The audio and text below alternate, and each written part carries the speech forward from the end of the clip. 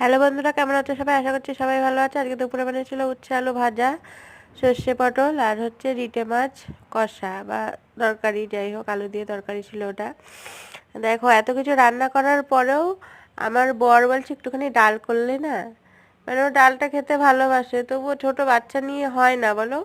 দু তিন তরকারি রান্না করি, তাও আমি প্রতিদিন তো দু তরকারি হয়। এবার ছোট বাচ্চা নিয়ে ছেলেরও তো অনেক কাজ থাকে, সেইগুলো সেরে আবার একা হাতে রান্না করা, সেটা তো সম্ভব হয়ে ওঠে না সব সময়। তাও আমি চেষ্টা করি ও যেটা যেটা ভালো খায় সেটা সবসময় করে দেওয়ার জন্য। এত কিছু করার পরেও মানে খেতে বসে বলবে এটা হয়নি সেটা হয়নি। তো এ ওটা ভালো রান্না করে, তার বাড়ি সেটা ভালো রান্না করে, মানে লোকের বউয়ের সঙ্গে সারাদিন তুলনা দেবে। এত কষ্ট করার পরেও যদি এরকম করে তাহলে কি আর ভালো লাগে বলো তো? এই সারাদিন এত কষ্ট করে রান্না করার পরে যদি বলে ভালো হয়েছে তাহলে শুনতে ভালো লাগে,